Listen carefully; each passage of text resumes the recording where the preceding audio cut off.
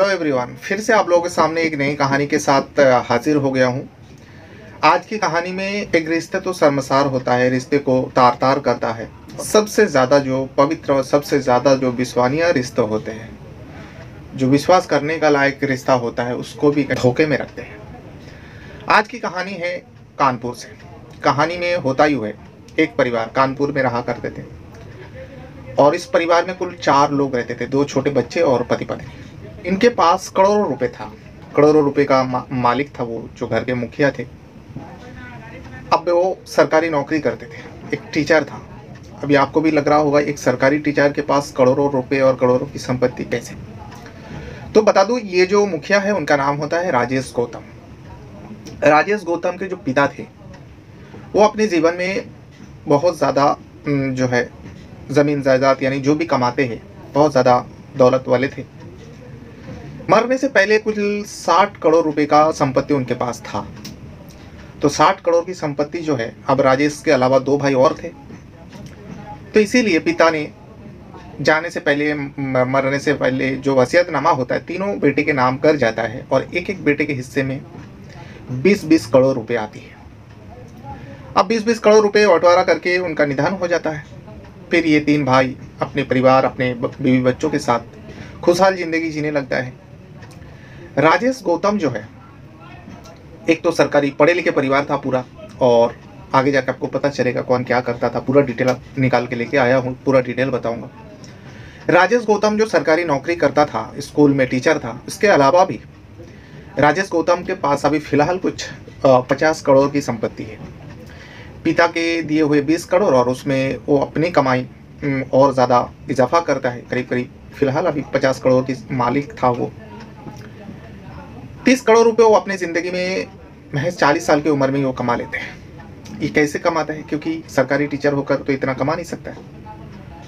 तो सरकारी टीचर के अलावा भी ये प्रॉपर्टी डीलिंग का भी काम करते थे, जिसके चलते इसको मुनाफा भी होता था। और ये सब बिजी रहते थे दिन भर, और यहाँ बीवी बच्चे घर पर खुशहाल जिंदगी सब लोग जीने लगते हैं। लेकिन एक दिन अचानक इस राजेश गौतम की रोड एक्सीडेंट में मौत हो जाती है, और ये 4 नवंबर 2023 को होती है रोड एक्सीडेंट। परिवार में तो 2 छोटे बच्चे हैं और पत्नी की रो रो के बुरा हाल। लोग कितना ही समझाए, लेकिन वो एक पत्नी है, कैसे समझ सकती है? वो भी आत्महत्या हो जाती है। पुलिस भी तफ्तीश करती है, रोड एक्सीडेंट मान के चलता है, लेकिन फिर उसके बाद पोस्टमार्टम होती है। उसमें भी खुलासा हो जाती जो एक्सीडेंट की वजह से इनका मौत हुआ। दिन बीत रहा था 28 नवंबर को। 24 दिन बाद इस राजेश गौतम का एक भतीजा है जो नेवी में काम करता था, इंडियन नेवी में। उनको कुछ संदेह हुआ इस अपने चाचा के मौत को लेकर। जब इस संदेह को अपने मन में लेकर पुलिस स्टेशन जाती है, और पुलिस स्टेशन में जाके सारी बात बताती है। जिस जगह पे रोड एक्सीडेंट हुआ था उस जगह का सीसीटीवी पुलिस ने देखी थी, लेकिन जब ये राजेश गौतम का भतीजा दोबारा उस सीसीटीवी को देखने के लिए कहते हैं, खुद देखता है और दोबारा देखने के लिए कहता है, तब पुलिस के कान खड़े होते हैं और पुलिस भी गौर करता है, ये जो राजेश गौतम का भतीजा है जो कुछ भी कह रहा है ये सच है, और इस जो रोड एक्सीडेंट है, बल्कि रोड एक्सीडेंट है, ये हत्या है और रोड एक्सीडेंट करवाया गया है। तो आज इसी केस के बारे में बताऊंगा और इसी मामले के बारे में बताऊंगा। जब ये खुलासा हुआ, पूरा डिटेल सामने आया, जब जो कातिल निकला, किसी को यकीन करना मुश्किल हो गया था, जो कोई अपने रिश्ते को इस तरीके से कैसे बर्बाद कर सकते हैं, कैसे मिटा सकते हैं। तो फिर चलिए जानते हैं पूरी घटना आखिर क्या है, कहाँ का है, पूरा डिटेल दूंगा। लेकिन वीडियो में आगे बढ़ने से पहले आप लोगों से वही रिक्वेस्ट रहेगा, अगर आप पहली बार मेरे चैनल पर वीडियो देख रहे हो तो चैनल को सब्सक्राइब ज़रूर कीजिएगा, और वीडियो देखते समय वीडियो को भी एक लाइक कर दिया करें। तो जैसे कि मैं अभी सुना रहा था, जैसे कि मैं बता रहा था, कानपुर में एक रहने वाला परिवार, राजेश गौतम के परिवार। राजेश गौतम, जैसे कि मैं पहले ही बताया, 50 करोड़ की करीब उनके पास संपत्ति है, और 1.5 करोड़ का 2 बीमा भी है, उसने अपने बीमा बना के रखा था। उसके अलावा भी वो सरकारी टीचर था, सरकारी स्कूल का टीचर था, प्रॉपर्टी डीलिंग का काम करता था। दिन भर का रूटीन जो है वो बना के रखा था। सुबह उठ के मॉर्निंग वॉक, फिर उसके बाद स्कूल चले जाना, स्कूल से करीब 3 साढ़े 3 बजे तक घर लौट आना, फिर थोड़ा बहुत आराम करने के बाद आधा पौना घंटा 1 घंटा आराम करते थे घर पे खाना वाना खाने के बाद दोपहर के वक्त आफ्टरनून को। उसके बाद जो उसका काम रहता था प्रॉपर्टी डीलिंग का, उसके दफ्तर में जाते वहाँ बैठते 7 साढ़े 7 8 बजे तक, रात शाम को वापस आ जाता था घर पे। फिर वही सब सिलसिला राजेश गौतम की ज़िंदगी में चल रहा था और घर पर बीवी 2 बच्चे। ये कहानी शुरू होती है 4 नवंबर को। 4 नवंबर 2023 को राजेश गौतम जैसे कि मॉर्निंग वॉक करता था। सुबह सुबह मॉर्निंग वॉक के लिए वो घर से बाहर जाता है। ऐसे हमेशा वो अपने 2 छोटे बच्चे को भी लेके जाता था। जब भी बच्चे लोग का स्कूल नहीं रहता या कुछ वजह से वो स्कूल नहीं जाता, तब राजेश गौतम जो है अपने बच्चे को भी साथ में लेके जाता था मॉर्निंग वॉक के लिए। लेकिन 4 नवंबर को जो उनकी पत्नी है वो बच्चे लोग को रोक देती है, तो वो अकेले निकाल पड़ता है। अब मॉर्निंग वॉक करते रोड साइड जा रहे थे, सैटरडे का दिन था, शनिवार को दिन, ऐसे ट्रैफिक भी कम थी, लोगों का आवाजाही भी कम था जिस इलाका में वो रहता था। लेकिन अचानक पीछे से एक कार आकर राजेश गौतम के ऊपर चढ़ा देते हैं और इतनी तेज चढ़ाता है कि राजेश गौतम की मौके पर मौत हो जाती है। गाड़ी भी अपने संतुलन खोने के बाद दीवार से टकरा जाती है। और दीवार से टकराने की वजह से वो गाड़ी, जिस गाड़ी से एक्सीडेंट हुआ था, उस गाड़ी भी बंद पड़ जाती है, गाड़ी में कुछ खराबी आती है। लेकिन गाड़ी में जो बैठे थे ड्राइवर था और भी कुछ लोग था साथ ही, वो डर जाते हैं, गाड़ी स्टार्ट नहीं होती, गाड़ी वहीं छोड़ के एक्सीडेंट करने वाला भी भाग जाता है। ये सारी चीज़ हो गया। फिर उस इलाका में लोग जमा होता है और राजेश गौतम को अच्छी तरह से पहचानता था, पास में ही रहने वाला था, तो इसीलिए फिर उसके बाद पुलिस को खबर दी जाती है, परिवार आते हैं, सब कुछ होता है। जैसा एक लाश एक बॉडी के साथ की जाती है, एक एक्सीडेंट के मामला मानकर सब कुछ हो रहा था, सब कुछ चल रहा था, ये सारी चीज़ हो जाता है। लेकिन 24 दिन बाद राजेश गौतम का एक भतीजा है। राजेश गौतम का भतीजा जो है नेवी में काम करता था, नेवी, इंडियन नेवी का। चाचा की मौत के बाद वो सोच रहे थे, जो क्योंकि चाचा का इससे पहले भी कुछ हादसा हुआ था चाचा के साथ, तो उसके मन में शक था और चाचा के परिवार के बारे में कुछ सुना हुआ था, जिसको लेकर वो पुलिस स्टेशन जाती है। जाने के बाद इस जो राजेश गौतम के केस के बारे में इन्वेस्टिगेशन किया था पुलिस वाले ने। अब नेवी का ऑफिसर था तो उन्होंने पूछा और रिश्ते में भतीजा है, पुलिस को भी सब बताना पड़ा। पुलिस सब कुछ बताया, जो सीसीटीवी कैमरा जिस इलाका में एक्सीडेंट हुआ था उस इलाका का सीसीटीवी कैमरा भी उस भतीजे को दिखाया, क्योंकि पुलिस ने खंगाला था। लेकिन सारे लोग जो इग्नोर किया था, सारे लोग जो नज़रअंदाज किया था उस सीसीटीवी फुटेज को लेकर, पुलिस वाले से लेकर और भी जिसने भी देखा था, ये जो भतीजा है उसको कुछ नज़र आता है, उस बारे में पुलिस वाले को बात करता है और पुलिस वाले भी गौर करता है, जो भतीजा है सही कह रहे हैं। जब फिर से दोबारा उस सीसीटीवी को देखता है तब पुलिस वाले का कान खड़ा होता है और इसमें साफ पता चलता है ये एक्सीडेंट नहीं है, बल्कि ये अचानक हादसा नहीं है, इसको एक्सीडेंट करवाया गया। अब क्यों करवाया गया, कौन करवा सकता है, बस पुलिस को यही सब जानना था। अब इसके बाद फिर से पुलिस तफ्तीश करती है। तफ्तीश उसी जगह से शुरू होती है, गाड़ी से लेकर। सबसे पहले गाड़ी का जो ऑनर है, इससे पहले भी पता किया था, लेकिन गाड़ी जो है फर्जी था। अब गाड़ी फर्जी कैसे हो सकता है मैं आपको बताता हूँ। दरअसल वो गाड़ी की कंडीशन जो है बहुत ज़्यादा ख़राब थी, जिस गाड़ी से एक्सीडेंट हुआ था। वो गाड़ी सेकेंड हैंड था। गाड़ी में जो नंबर प्लेट था, जब जाँच किया, क्यों गाड़ी छोड़ के भागा था बदमाश लोग, गाड़ी की जब जांच किया तो पता चलता है गाड़ी में जो नंबर लगा हुआ है वो फर्जी था। तो पुलिस वहीं पे हाथ खड़े कर लेते हैं। अब फर्जी नंबर है तो कैसे पता करें, वो बहुत पुराना गाड़ी था, यहाँ तक रोक दिया था। इसमें टर्निंग पॉइंट तब आता है जब भतीजा उसको इशारा करता है इस कैमरे की वजह से, इस रिकॉर्डिंग को जब दोबारा देखने के लिए कहता है आखिर भतीजे ने क्या देखा था। दरअसल जब एक्सीडेंट होता है तब वो बदमाश तो भाग जाता है। बदमाश जब भागता है, बदमाश पैदल नहीं भागता, दौड़ता नहीं, बल्कि पीछे से एक और कार आ रही थी। बदमाश उस कार में बैठ जाता है और उस कार वहाँ से चले जाते हैं, तेज गति से चले जाते हैं। ये चीज़ भतीजे को नज़र आता है। यानी अगर कोई एक्सीडेंट करता है तो उसको बचाने वाला कोई आम इंसान तो नहीं होगा, उसका साथी ही होगा। तो इसीलिए जो पीछे से कार आ रही थी उसके बारे में राजेश गौतम का भतीजा पुलिस वाले को बताता है और पुलिस वाले भी गौर करता है, वाकई ये तो उसको कवर कर रहा था। जब सीसीटीवी की और आगे की फुटेज देखता है तो इसमें पता चलता है एक्सीडेंट वाला कार के पीछे पीछे वो कार भी आ रहा था, जो कार इस बदमाश लोगों को लेकर भागा। काफ़ी टाइम से उसका पीछे पीछे आ रहा था, यानी उसको कवर कर रहा था। अब उस गाड़ी के बारे में जब पता किया तो पता चलता है उस गाड़ी में रहने वाला इसी घर का, परिवार का एक सदस्य थी, जिस घर में ये मौत का जो नाटक रचा गया, यानी एक्सीडेंट करवाया गया, इस घर के कोई परिवार सदस्य थी। अब कौन थी? उस घर में तो एक ही औरत थी, राजेश गौतम का पत्नी। राजेश गौतम की पत्नी उसी कार में थी। जब पुलिस को तफ्तीश की पूरी घटना सामने लेके आया, तब पता चला कि उस कार में बैठने वाली कोई और नहीं थी, राजेश गौतम की पत्नी थी। अब सबको यही लग रहा था, आखिर राजेश गौतम की पत्नी राजेश को क्यों मारवाना चाहती थी और क्यों मार दिया? एक पत्नी अपने सुहाग को क्यों उजाड़ेगी? अपने ही हाथों से सिंदूर क्यों मिटाएगी? जबकि खुशहाल जिंदगी, कोई चीज़ की कमी नहीं, करोड़ों रुपए में खेलने वाली एक औरत आखिर ऐसा क्यों करेगी? जब इसकी पूरी तफ्तीश हुआ और भतीजे ने भी थोड़ा बहुत बताया, जब पूरी तफ्तीश हुआ तब पूरी घटना सामने आ गई। दरअसल इस कहानी की शुरुआत तो हुई थी 2012 में। 2012 राजेश गौतम की शादी जो परिवार वाले ने करवाया था एक पिंकी नाम की लड़की से। पिंकी जो है बेहद ही खूबसूरत है। आपको एक तस्वीर दिख रहा होगा, इसी डिस्प्ले में आपको दिखाता हूँ।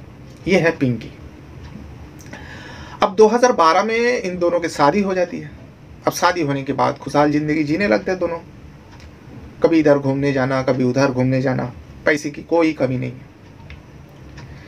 धीरे धीरे समय बीता, दिन बीता, महीना बीता, साल बीता, 2020 आ जाती है। अब 2020 जैसी ही आती है, कोरोना काल शुरू हो जाती है। इस कोरोना काल में न जाने कितने लोगों को बर्बाद किया, कितने घर को उजाड़ा। इस कोरोना काल के वजह से पूरा दुनिया में एक हाहाकार मच गई थी। सारी चीज़ बंद हो गया था। खास करके स्कूल कॉलेज तो ज़्यादा ही दिन बंद था, क्योंकि बच्चों से जुड़े हुए थे। और यहाँ राजेश गौतम एक टीचर था, जिसके चलते राजेश गौतम की जो रूटीन थी उसमें बदलाव आ जाती है। अब राजेश गौतम दिन भर घर पर बैठा रहता। जो इंसान दिन भर मेहनत करता हो, कभी इस जगह में एक रूटीन बना के रखते हो, इस जगह में इतना टाइम बिताना है, उस जगह में वो काम को करना है, अब उनके लिए टाइम गुजारना बहुत ज़्यादा मुश्किल हो रहा था राजेश गौतम को से। अब राजेश गौतम बैठे बैठे घर पर 2020 में सोचता है, उसके पास पैसा भी है और उसके पास ज़मीन भी है। इसी कानपुर इलाका में उसके एक खाली जगह पड़ा था, खाली प्लॉट पड़ा था। अब 2020 में कुछ काम तो था नहीं, बस अपने आगे भविष्य को लेके सोचता है।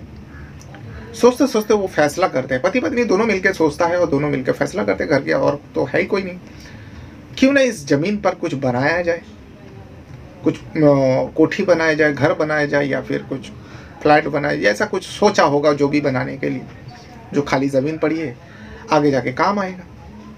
2020 में ये सब बैठे बैठे सब कुछ प्लान कर लेते, सोच लेते। 2021 आती है।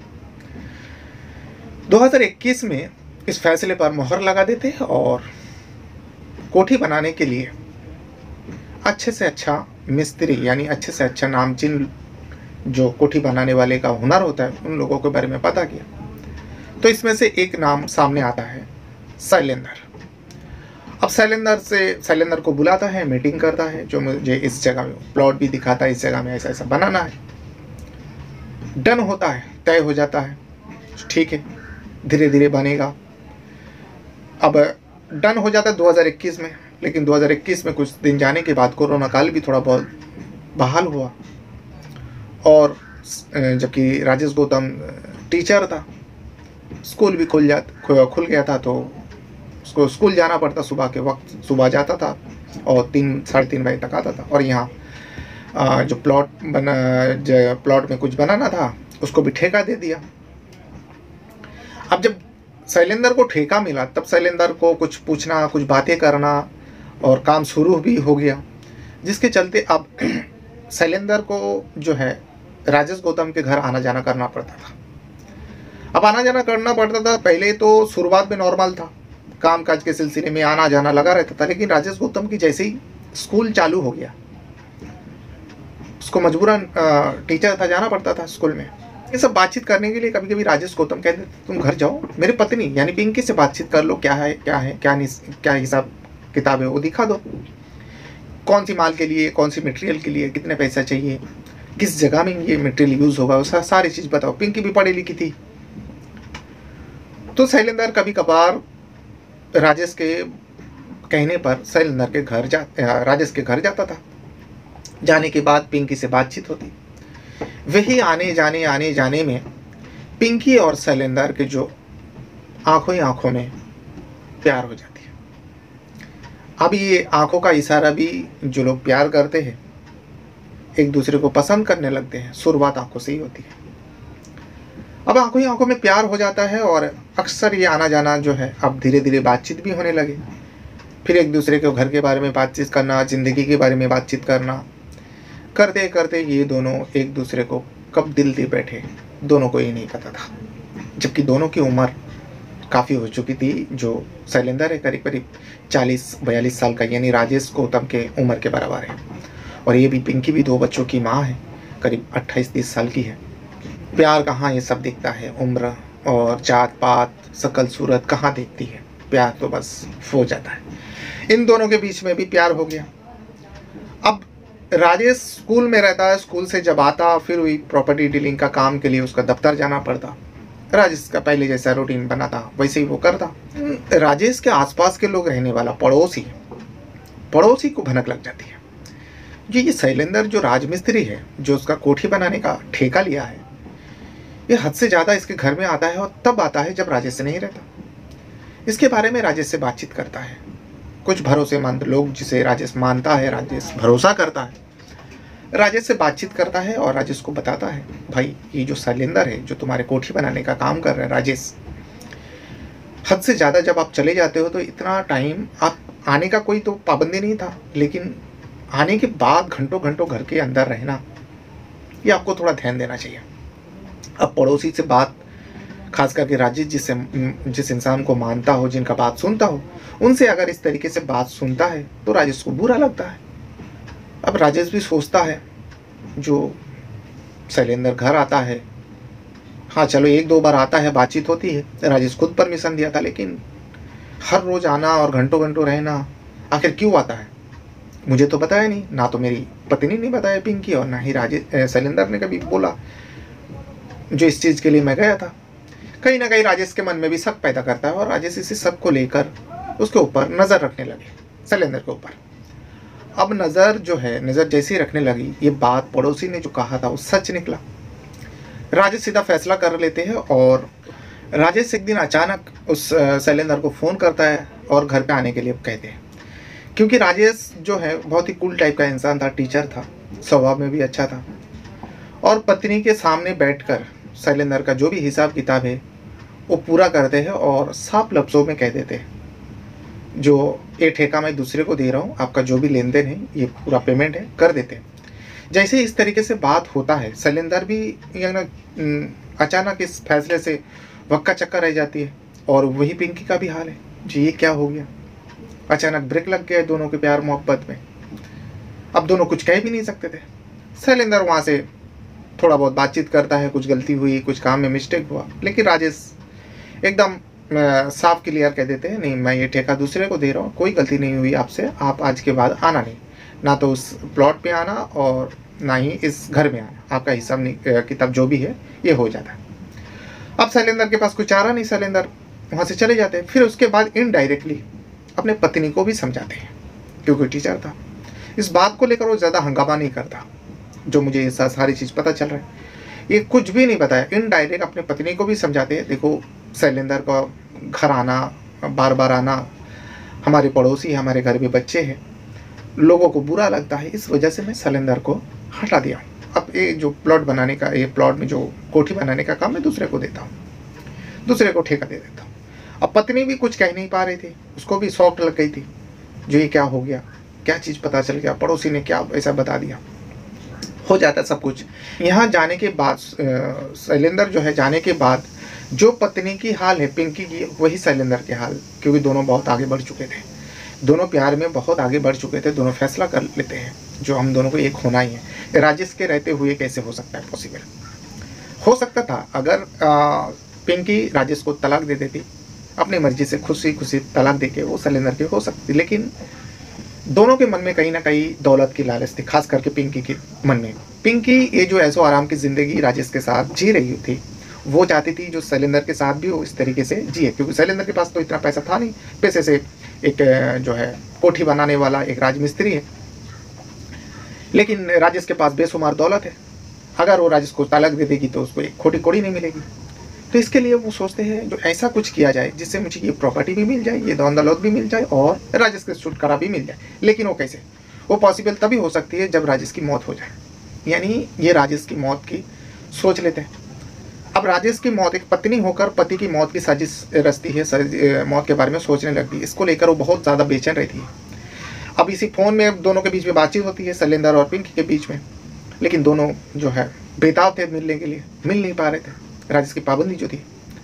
उसके बाद दोनों फैसला करते हैं और दोनों एक दूसरे को अपने राय बयां करते हैं। दोनों का राय एक ही था, क्यों राजेश को हटा दो, लेकिन कैसे?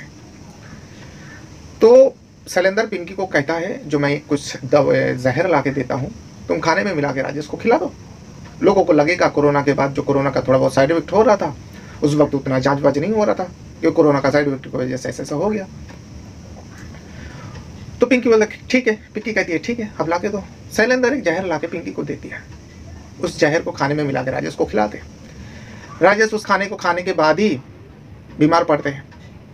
जैसे ही बीमार पड़ता है तुरंत उसको हॉस्पिटल में ले जाते हैं। अब करोड़पति है, उसका इलाज होता है। इलाज होने के बाद कुछ दिनों के अंदर राजेश ठीक हो जाता है, फिर घर वापस आता है। अब जब ठीक हो जाता तो घर वाले उतना टेंशन नहीं लेता है, जो फूड पॉइजन हो गया या कुछ हो गया, ऐसा ऐसा बहाना हो गया, सब डॉक्टर ने भी बताया, ऐसा कोई बड़ी बात नहीं, क्योंकि ज़्यादा जांच तो नहीं हुई थी, उस पर जहर का पता भी नहीं चला था। ये आइडिया फ्लॉप हो गया। उसके बाद क्योंकि ये अपने पति को हटाने के लिए बहुत ज़्यादा बेचैन थी, इसके बाद फिर शैलेंद्र से कहते हैं जो कुछ करो, हम रह नहीं पा रहे तुम्हारे बिना। और वही शैलेंद्र का भी हाल था। तो फिर से ये दोनों मिलके एक सुपारी किलर को हायर करते हैं, और सुपारी किलर को हायर करने के बाद पूरा डिटेल समझाता है। वो कहता है ठीक है। अब कुछ लाख रुपए का तय होता है, और पिंकी के पास बेशुमार दौलत थी। पिंकी कहते हैं ठीक है ले लो 4 लाख रुपए कुछ, और सुपारी किलर को देता है, शूटर को। सुपारी किलर 4 लाख रुपए लेता है, लेकिन काम को अंजाम नहीं देता है, वो भाग जाता है। जब उस सुपारी किलर के बारे में पता करता है दोनों, तो पता चलता है तो फर्जी था, चूना लगा के भाग गया। अब इस बारे में वो लोग शिकायत भी नहीं कर सकते क्योंकि हम लोग किसी को सुपारी दी थी। बस दोनों का किस्मत से फिर से वो राजेश बच जाता है, यानी दोनों का हाथ खाली रह जाता है। अब इसके बाद ये दोनों बेचैन था जो किस तरीके से इसे हटाया जाए। फिर दोनों खुद फैसला करता है क्यों ना इस काम को खुद ही अंजाम दिया जाए। इस काम को अंजाम देने के लिए इस बार शैलेंद्र अपने ऊपर जिम्मा ले लेता है, जो मैं इस काम को अंजाम तक पहुंचाता हूँ। पिंकी भी राजी हो जाता है, जिसके चलते एक सेकेंड हैंड कार खरीदती है, और इस कार को खरीदने के लिए पिंकी पैसा देती है, क्योंकि पिंकी के पास बहुत सारे पैसा था, दौलत था, सब पति का था राजेश गौतम का। पिंकी कुछ पैसा देते हैं और पैसा उस शैलेंद्र को देता है। शैलेंद्र सेकेंड हैंड गाड़ी खरीदती है, उसका नंबर प्लेट बदल देते हैं, और शैलेंद्र के यही पहचान वाले में से 2 व्यक्ति को वो अपने साथ मिला लेते हैं। और 4 नवंबर को जब सुबह सुबह राजेश गौतम मॉर्निंग वॉक के लिए जाता है, उस दिन वो अकेला जा रहा था। अकेला इसलिए जा रहा था क्योंकि उससे पहले ही प्लान हो चुका था, जो राजेश गौतम अकेला होना चाहिए, बच्चों को कुछ नहीं होना चाहिए। तो पिंकी पत्नी बहाना बना देती है। राजेश गौतम जब सुबह सुबह अपने बच्चों को उठाते तो पिंकी कहती है दोनों का तबीयत ज़रा आज ठीक नहीं, आप अकेले चले जाओ। तो राजेश गौतम भी सोचता है चलो ठीक है, बच्चे की बात है। तो वो अकेले निकल पड़ते हैं। शनिवार का दिन था, सैटरडे, तो वो निकल पड़ते हैं, और उसके पीछा करते हुए शैलेंद्र और 2 साथी उस सेकेंड हैंड कार को लेकर उस रास्ते के किनारे से जब चल रहा था, तेज़ी से उसके ऊपर इतना तेज़ गाड़ी चढ़ाते कि गाड़ी भी संतुलन खो देती है, कि वो सेकेंड हैंड था, और उसे राजेश के मौके पर मौत हो जाती है। लेकिन तीनों बदमाश जब भागता है, गाड़ी तो बंद पड़ जाती है, भागता है, पीछे से एक गाड़ी आ रही थी, उस गाड़ी में बैठ के चले जाते। जब उस गाड़ी के बारे में भतीजे बताया, वो गाड़ी कोई और किसी का नहीं था, राजेश गौतम की थी, और राजेश गौतम का गाड़ी चलाने वाली कोई और नहीं, राजेश गौतम की पत्नी उस कार में बैठ के वो खुद अपनी आंखों से देखना चाहती थी उसकी पति की मौत का नज़ारा। वो देख लेती है, फिर वहाँ से शैलेंद्र और 2 साथी को उस गाड़ी में लेके भाग जाते। ये पूरा डिटेल पता चला। जैसे ही पता चला तो पिंकी को उठा लेते। उठाने के बाद जब पूछताछ करती है, पिंकी उस भतीजे को ऊपर ललछन लगाती है, जो ये सारे करतूत जो है मेरे पति के भतीजे के ही है। वो मेरे ऊपर गंदी नज़र रखता था, इस बारे में जब मैं अपने पति को बताती हूँ तो हो सकता है गुस्से में आकर मेरे पति को मार दिया। भतीजे को ये सारी चीज़ पता था, जो उसके चाची की एक राजमिस्त्री के साथ अफेयर है, वो सुना था, और चाचा का जहर देना, ये तबीयत ख़राब होना, ये सब बारे में भी उन लोग को पता था। जहर के बारे में तो नहीं पता था, लेकिन तबीयत ख़राब होना, ये सारी चीज़ मालूम था। और उसके बाद इस राजमिस्त्री से जो भी चल रहा था, ये भी सारी चीज़ पता था, जिसके चलते भतीजे को शक हुआ, हो सकता है मेरी चाची ने सब कुछ किया। उसके बाद शैलेंद्र को भी उठाता है। शैलेंद्र जब अब पूरा कच्चा चिट्ठा सामने आ जाता है, अब पिंकी बचने की कोशिश करता है। पहले भतीजे को ऊपर लंछन लगाती है, लेकिन पुलिस नहीं मानता है। पुलिस सबूत दिखाता है, तुमको उस जगह पे दिखा गया। फिर उसके ऊपर अब शैलेंद्र को ऊपर पूरा मामला डालना चाहती थी, वो अब खुद बचना चाहती थी, फंस चुकी थी वो कहता है जो शैलेंद्र ने सब कुछ किया, मैंने तो कुछ भी नहीं किया, मैं तो वहाँ से गुजर रही थी, मुझे क्या पता था एक्सीडेंट हो गया है। लेकिन शैलेंद्र भी साफ साफ पूरा कच्चा चिट्ठा उस पिंकी के बारे में बता देते, प्यार मोहब्बत जो भी हुआ सब कुछ बताते हो, प्लान भी पिंकी ने रची थी, ये सारी चीज़ बता देते। बताने के बाद ही पिंकी को भी पकड़ के सीधा पहले ही पकड़ लिया था, फिर उसको कोर्ट में पेश होती है और उसको जेल हो जाती है, और शैलेंद्र को भी जेल हो जाता है। लेकिन शैलेंद्र के जो दो साथी हैं उन दोनों को भी जो है छानबीन चालू है, दोनों को पकड़ लिया गया और इस चारों को जेल हो जाती है।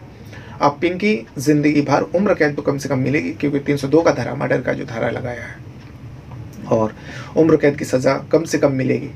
तो पिंकी ना तो अपना प्यार को पा सकी और ना ही अपनी जो पति के साथ खुशहाल ज़िंदगी जी रही थी उसको राज आई। ये था वो पूरी कहानी। ये कहानी जो है कानपुर की है, कानपुर के एक property dealer, school teacher Rajesh Gautam की कहानी है।